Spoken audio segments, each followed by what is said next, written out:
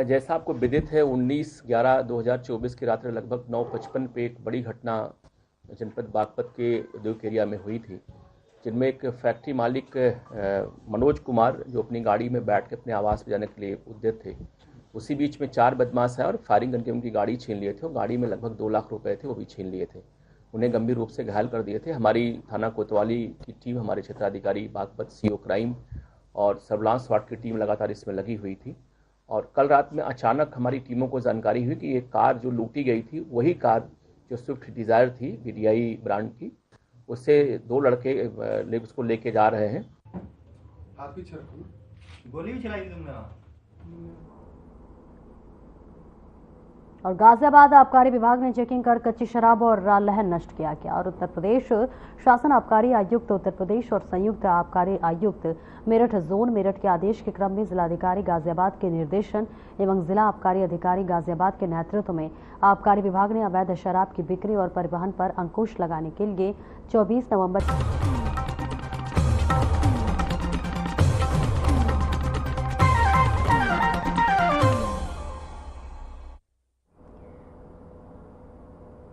नमस्कार, उत्तर प्रदेश के बुलेटिन में आप सभी का स्वागत है। आप सभी के साथ हाजिर हूं मैं कंचन। शुरुआत करेंगे बुलेटिन की इस वक्त की बड़ी खबर के साथ। खबर लखीमपुर खीरी से है, जहां देश और प्रदेश के पर्यटकों के लिए एक अच्छी खबर है। यहां पर इंडो नेपाल सीमा पर मौजूद दुधवा नेशनल पार्क पहुंचने के लिए लखनऊ से हवाई सेवा का शुभारंभ हो गया, जिसका उद्घाटन पर्यटन और संस्कृति मंत्री जयवीर सिंह और वन पर्यावरण जंतु उद्यान राज्य मंत्री डॉक्टर अरुण कुमार सक्सेना ने किया। लखीमपुर खीरी के यहां पलिया हवाई पट्टी से 25 नवंबर को दुधवा और पालिया से लखनऊ तक की सेवाएं उद्घाटन के बाद से आरंभ हो चुकी हैं। मुख्य अतिथि के स्वागत में खीरी पुलिस द्वारा गार्ड ऑफ ऑनर प्रदान किया गया। इस दौरान मुख्यमंत्री के सलाहकार अवनीश कुमार अवस्थी सहित कई अधिकारी मौजूद रहे।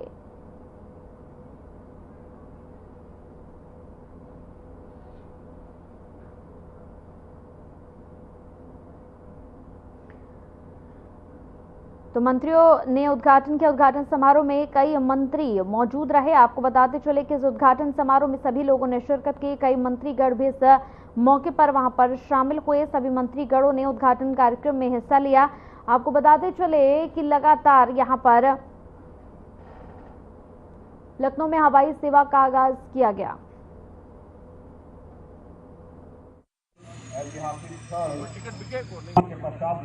पार्क उत्तर प्रदेश का एक प्रमुख नेशनल पार्क है, जहाँ टाइगर भी बहुत है, हाथी भी है, गेंडे भी है और जानवर भी है, तो आदमी को एक साथ देखने को मिलेंगे।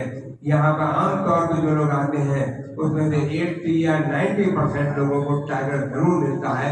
मुझे जो लोगों ने बताया है, जो इन्होंने स्वयं आके देखा है दुधवा टाइगर रिजर्व, उसके बाद बताया है, तो मैं कहूँगा दुधवा टाइगर रिजर्व में इनको टूरिज्म की अपार संभावना है। इसे हम बढ़ाए हैं, हम यहाँ पर सफारी का नंबर और बढ़ाएंगे। उत्तर प्रदेश सरकार के यत्न ऐतिहासिक स्थल के पश्चात कांग्रेस के प्रदेश महासचिव सचिन चौधरी ने बयान जारी कर कहा कि संभल की घटना दुर्भाग्यपूर्ण और दुखद घटना है। संभल पुलिस की होली से अगर लोग मारे गए हैं तो उनका मुआवजा जरूर दिया जाएगा। वहीं उन्होंने कहा कि 1991 अधिनियम के तहत जो पूजा स्थल जहां है वो वैसा ही रहेगा। ये संविधान में लिखा है, तो इसके पीछे वो कौन लोग हैं जो याचिका लगा रहे हैं, उनके खिलाफ जांच कर कठोर कार्रवाई की जानी चाहिए। उन्होंने जनता से शांति बनाए रखने की अपील की है। बता दें कि संभल में जामा मस्जिद का सर्वेक्षण करने गई पुलिस का बेकाबू भीड़ द्वारा विरोध करने के दौरान फायरिंग में 4 उपद्रवियों की जान चली गई। घटना है, 4 लोगों की मौत की खबर आ रही है। उनके परिवार के साथ संवेदना है, और अगर पुलिस द्वारा या सरकार द्वारा उनकी मौत हुई है तो उनको मुआवजे की मांग करते हैं। और ये भी कहना चाहते हैं कि आज 21वीं सदी में जहाँ पे लोग दुनिया स्पेस में जा रही है, हम लोग हिंदू मुस्लिम पे लड़ रहे हैं, लड़वाए जा रहे हैं, ये कौन लोग हैं। मैं जनता से अपील करूँगा कि शांति बनाए रखें। सत्ता हमेशा नहीं रहती, सबको सब कुछ दिख रहा है। ये स्कीमें बहुत पुरानी हो चुकी हैं, सब कुछ प्रायोजित सा महसूस होता है, क्योंकि 1991 अधिनियम के तहत जो पूजा स्थल जहाँ पे है वहीं रहेगा। उसके बाद इस तरह की याचिकाएं कौन लगा रहा है। ऐसा तो नहीं है कि संगठन से जुड़े हुए लोग हुए, इनकी भी जांच होनी चाहिए। अमरोहा में निवास करने वाले साजिद चौधरी को समाजवादी पार्टी ने बड़ी जिम्मेदारी से नवाजा है। समाजवादी पार्टी ने साजिद चौधरी को यूथ ब्रिगेड का राष्ट्रीय सचिव की जिम्मेदारी सौंप दी है। गजरौला में नवनिर्वाचित राष्ट्रीय सचिव का समाजवादी पार्टी यूथ ब्रिगेड के पूर्व जिला महासचिव सुमित कुमार ने अपने साथियों के साथ उनका फूल मालाओं से जोरदार स्वागत किया। साजिद चौधरी ने मीडिया से बातचीत में सभी समाजवादी पार्टी के पदाधिकारियों और कार्यकर्ताओं का धन्यवाद किया और कहा कि समाजवादी पार्टी की नीतियों को जन जन तक पहुंचाने का कार्य पूरी ईमानदारी और निष्ठा से करके ये 2027 में समाजवादी पार्टी को पूर्ण बहुमत से जिताना हम जरूर निश्चित करेंगे।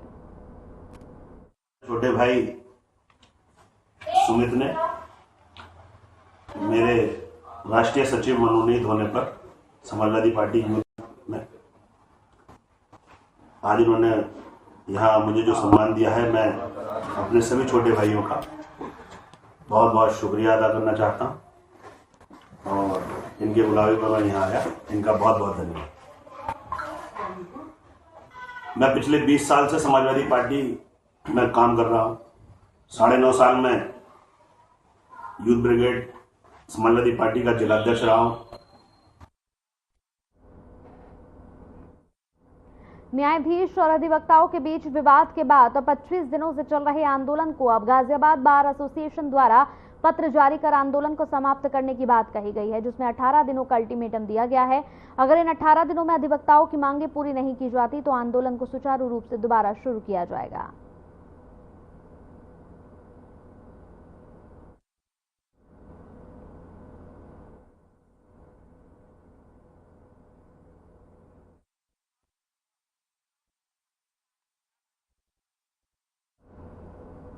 वहीं मेरठ में नेशनल हाईवे पर दूल्हे का हाई वोल्टेज ड्रामा देखने को मिला। दूल्हा शादी की यहां रस्में छोड़कर हाथी पर सवार हो गया। जानकारी के अनुसार गले में पड़ी माला से नोट चोरी होने से दूल्हा नाराज था, जिसके बाद दूल्हे ने चोर का पीछा किया। वहीं नेशनल हाईवे पर दूल्हे की स्टंटबाजी का वीडियो सोशल मीडिया पर काफी ज्यादा वायरल हो रहा है। ये पूरा मामला थाना परतापुर क्षेत्र के नेशनल हाईवे का बताया जा रहा है।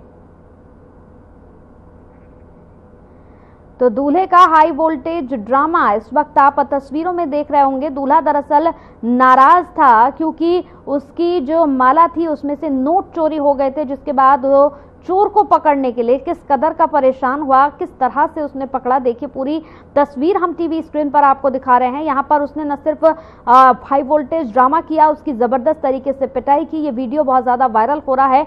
अपनी शादी की रस्मों को छोड़कर चोर के पीछे ये दूल्हा भागने लगा कि आखिर उसकी जयमाला से उसने नोट कैसे चुराए।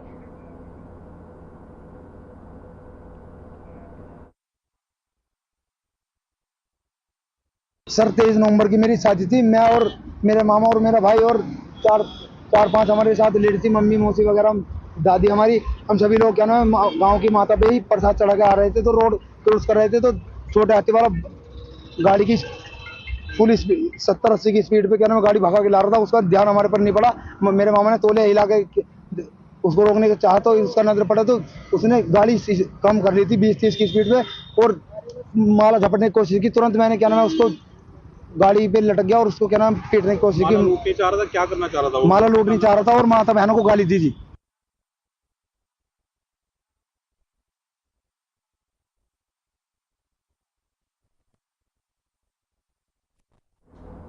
थाना मंसूरपुर क्षेत्र के एक शादी समारोह में युवक ने दुल्हन पर जानलेवा हमला कर दिया। इस हमले में दुल्हन के चेहरे पर कई जगह चोटें आई हैं। दुल्हन की चीख पुकार सुन मौके पर पहुंचे परिजनों ने आरोपी को पकड़ लिया। बता दें कि आरोपी युवक का दुल्हन का रिश्तेदार है। इस पूरी घटना की जानकारी मिलते ही पुलिस मौके पर पहुंचकर इस पूरे मामले की जांच पड़ताल में जुट गई।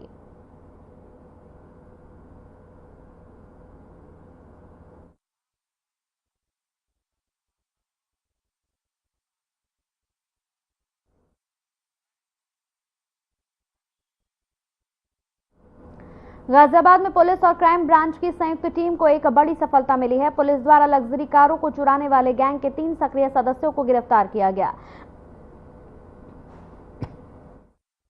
की गई 8 कारें भी इस गैंग के गिरफ्तार सदस्यों से पुलिस द्वारा बरामद कर ली गई। पुलिस के अनुसार गिरफ्तार चोरों से पूछताछ की जा रही है। इस गैंग के कुछ और सदस्यों की जानकारी पुलिस को मिली है, जिनकी गिरफ्तारी के प्रयास भी पुलिस द्वारा शुरू कर दिए गए हैं। बाकी सदस्यों को जल्दी गिरफ्तार कर लिया जाएगा। तो सदस्यों की लगातार जांच पड़ताल की जा रही है। तस्वीरें आप टीवी स्क्रीन पर देख रहे हैं। गाजियाबाद की ये पूरी तस्वीर जहां पर अन्य सदस्यों की तलाश पुलिस के द्वारा की जा रही है। इस गैंग का पुलिस को काफी पहले से यहां पर जांच पड़ताल पुलिस की ओर से की जा रही थी। काफी पहले से इनकी तलाश पुलिस को थी, लेकिन अब जाकर यहां कामयाबी मिली। अन्य सदस्य जो फरार हैं उनकी तलाश लगातार जारी है।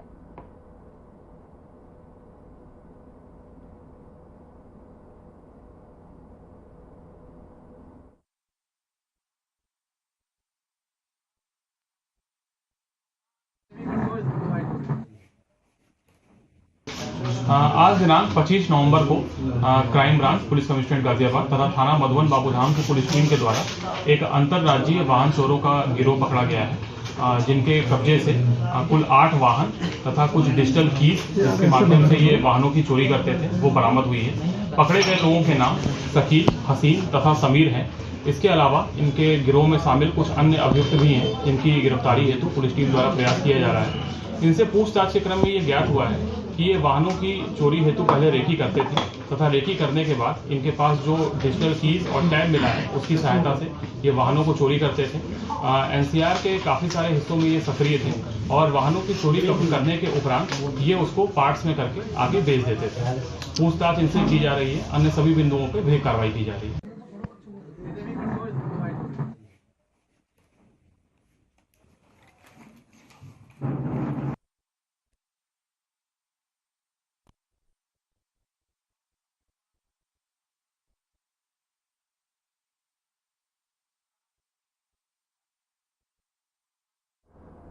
जेल में बंद सीसामऊ के पूर्व विधायक इरफान सोलंकी से मुलाकात करने पहुंची उनकी पत्नी नवनिर्वाचित विधायक नसीम सोलंकी। साथ में विधायक अमिताभ बाजपेयी, हसन रूमी भी पहुंचे। पूर्व विधायक इरफान सोलंकी की पत्नी नसीम सोलंकी जीत के बाद जिला कारागार पहुंची।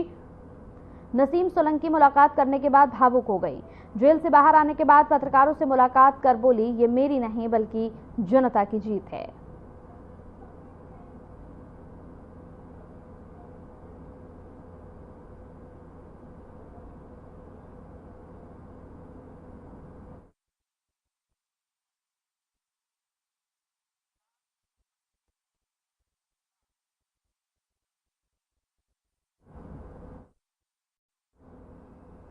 बरेली के फरीदपुर थाना क्षेत्र में पुल पर से कार गिरने से 3 युवकों की मौत हो गई थी। युवक चचेरी बहन की शादी से वापस आ रहे थे। रात के समय में रास्ता भटकने के बाद कार सवार तीनों युवकों ने जीपीएस चालू कर लोकेशन लगाई थी, लेकिन गलत लोकेशन के चलते कार आधे बने पुल से नीचे गिर गई, जिसमें तीनों युवकों की मौके पर ही मौत हो गई।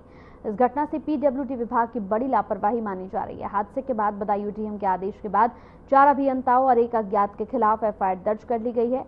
साथ ही गूगल मैप के क्षेत्रीय प्रबंधक और ग्रामीणों के खिलाफ भी एफआईआर दर्ज की गई।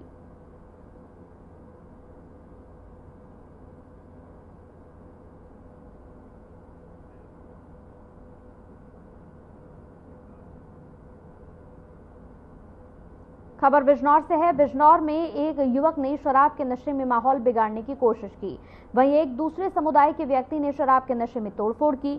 आरोपी व्यक्ति को गांव वालों ने जमकर पीटा। घटना की सूचना मिलते ही बड़ी संख्या में पुलिस भी पहुंची और आरोपी को गिरफ्तार कर लिया। पुलिस ने आरोपी के खिलाफ मुकदमा भी दर्ज कर लिया है।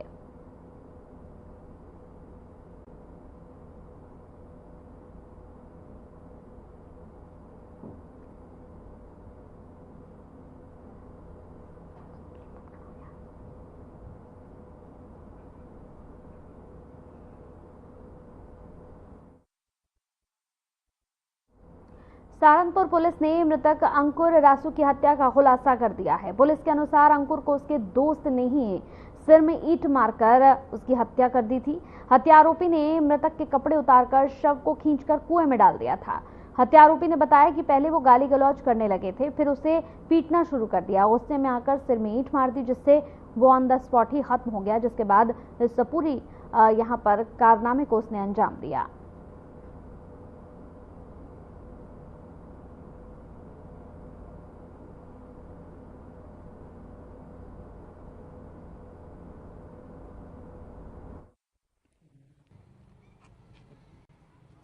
नवंबर को थाना तीतरो पर सूचना प्राप्त होती है कि ग्राम खंडलाना में एक कुएं के जंगले के ऊपर एक डेड बॉडी पड़ी हुई है। वहां पर जब सूचना पर थाना तीतरो पुलिस की टीम एवं फोरेंसिक यूनिट मौके पर पहुंचती है एवं घटनास्थल का निरीक्षण करती है। इसके बाद शव को कब्जे में लेकर पोस्टमार्टम की कार्रवाई की जाती है।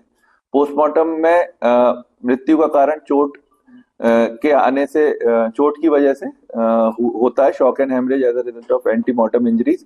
इसके उपरांत वादी से वार्ता कर व्याधि से तहरीर प्राप्त की जाती है एवं एक व्यक्ति है जिसका नाम अंकुर उर्फ रासू, ये डूबर किशनपुर का है। इसके विरुद्ध वादी जो है तहरीर देते हैं। जो मृतक है उनके भाई इसमें तहरीर देते हैं।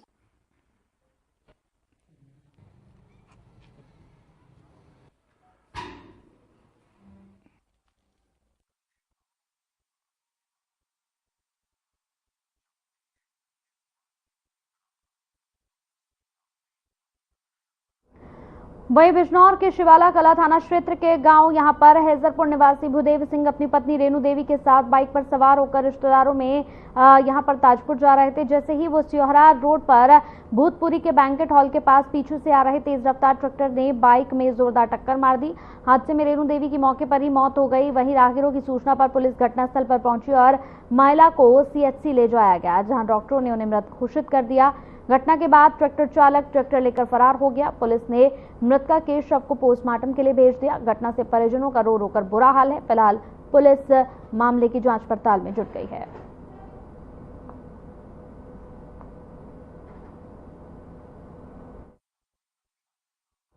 बिजनौर के थाना कोतवाली शहर क्षेत्र के गांव शादीपुर डल्ला इलाके में दूसरे समुदाय के एक व्यक्ति ने शराब के नशे में माहौल बिगाड़ने की कोशिश की। व्यक्ति ने गांव में बने धार्मिक स्थल को तोड़ दिया। आरोपी व्यक्ति को गांव के लोगों ने मौके पर ही पकड़ लिया।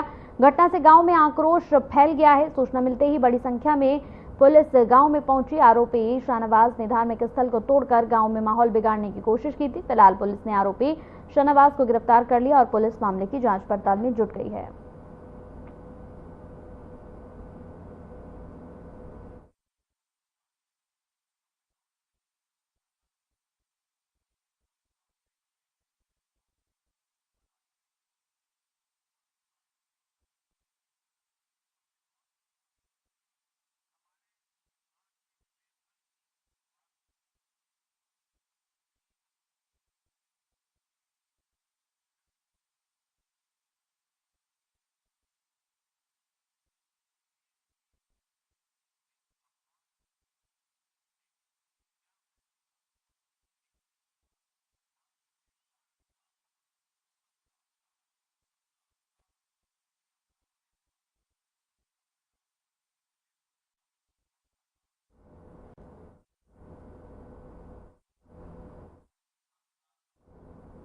आठ बजे कोतवाली के शादीपुर ढल्ला ग्राम में एक व्यक्ति ने नशे की हालत में वहां के ग्राम देवता को क्षतिग्रस्त किया। पुलिस के द्वारा तत्परता से कार्रवाई करते हुए व्यक्ति को हिरासत में ले लिया गया। सुसंगत धाराओं में अभियोग पंजीकृत कर व्यक्ति को जेल भेज दिया गया है। अन्य विधिक कार्रवाई प्रचलित है।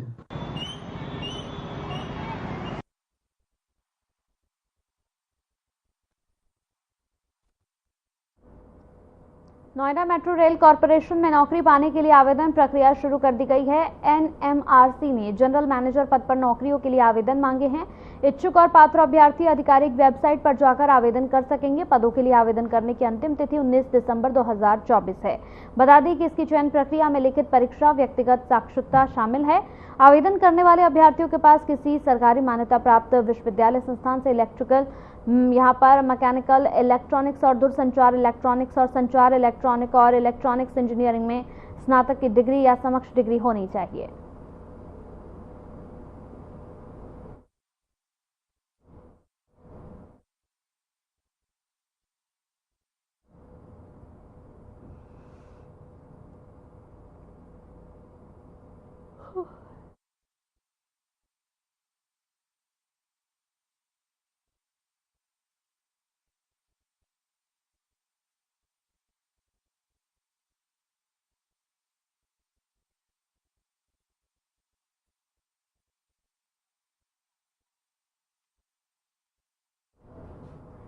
साल 2019 में गैंगस्टर एक्ट में वांछित चल रहे 25-25 हजार रुपए के इनामी बदमाशों को आज पुलिस ने दबोच लिया है। इसमें 2 गैंगस्टर सहित 3 लोगों को गिरफ्तार किया गया।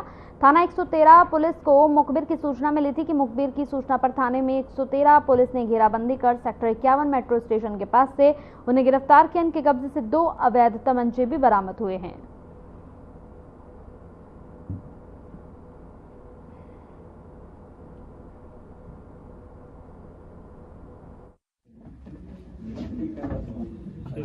ये थाना सेक्टर 113 को आज एक बड़ी सफलता मिली है। सन 2019 में जनपद गौतम बुद्ध नगर में पारदी गैंग के द्वारा एक बड़ी घटनाएं कारित की गई थी कई जगहों पर, जिसमें कि करीब 18 से 20 लोगों का गैंग पकड़ा गया था। ये चोरी, नकदजनी और बड़ी घटनाएं करते थे। इसमें से 3 लोग तभी से वांछित चल रहे थे, सन 2019 से ही। इस पूरे गैंग के विरुद्ध गैंगस्टर एक्ट के तहत ही मुकदमा पंजीकृत हुआ था। ये 3 अपराधी आज पकड़े गए हैं। इन 3 में से मयूर और हिमांशु पर 25-25 हजार रुपए का इनाम घोषित है और जो वीरेंद्र है उस पर इनाम नहीं था। इनके पास से मयूर और दूसरे हिमांशु के पास से 2 तमंचा भी बरामद हुआ है।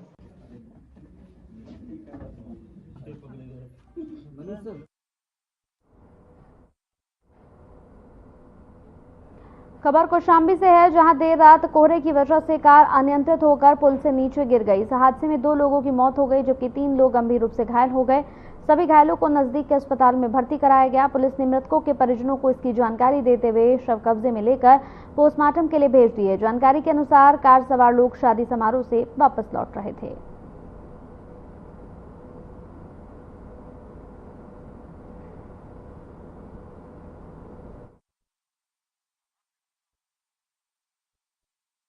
रात्रि बारात से लौटते समय थाना चरवा अंतर्गत ससुर खदेरी नदी पर एक टवेरा गाड़ी अनियंत्रित होकर गिर गई, जिसमें कुल 5 लोग सवार थे। 3 लोगों को हल्की चोटें आई जिनका उपचार चल रहा है।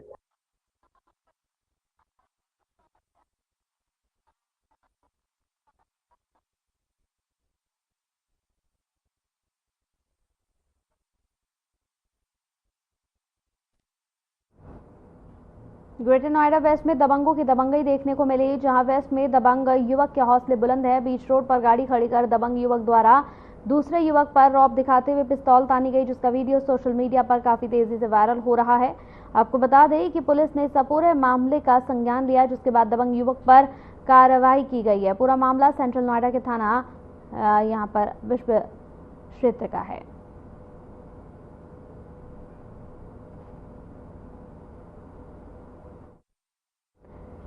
मेरठ के सरधना गांव यहां पर मेहरमती गणेशपुर में छेड़छाड़ के विरोध में 2 समुदायों के बीच खूनी संघर्ष हो गया। इस दौरान दोनों समुदायों के बीच पथराव और फायरिंग भी हुई, जिसमें कई लोग गंभीर रूप से घायल हो गए। सूचना के बाद पुलिस फोर्स मौके पर पहुंचा। सभी घायलों को सामुदायिक स्वास्थ्य केंद्र में भर्ती कराया गया। गांव में तनावपूर्ण स्थिति बनी हुई है। बताया जा रहा है कि गांव में गोबर डालने गई युवती के साथ छेड़छाड़ की वारदात हुई थी। दोनों पक्ष आमने सामने आ गए थे।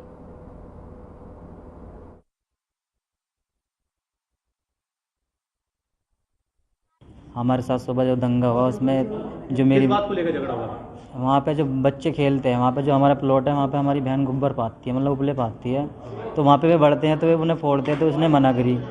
तो जो गोरिल का भाई है, जो सुल्तान है, वो उसने मतलब रैपट दिया और गंदी गंदी गाली देने लगा कि हाँ हमारा राज है, हम देख लेंगे तुम्हें क्या करना। तो ऐसे गाली को पड़ गई। फिर मैं गया देखने, तो भाई मैंने समझाया, तो पुलिस वाले भी आए थे वहाँ पर। छूट छुटाव बीच बचाव हो गया था, फैसला हो गया था।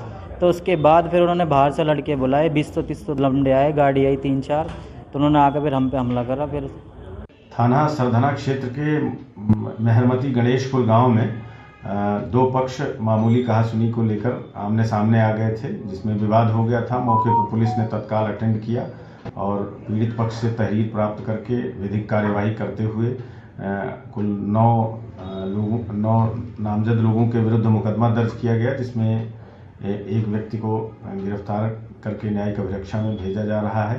इस प्रकरण में कुछ वीडियो भी सामने आए, जिसमें दोनों पक्ष लाठी डंडा चलाते हुए दिखाई पड़ रहे हैं और इन वीडियोस के आधार पे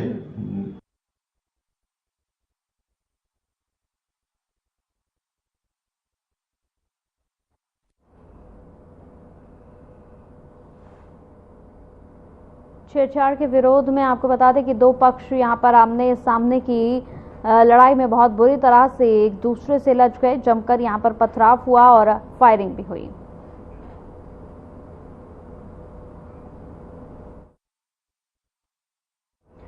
वहीं बदायूं से समाजवादी पार्टी के सांसद आदित्य यादव ने किसानों को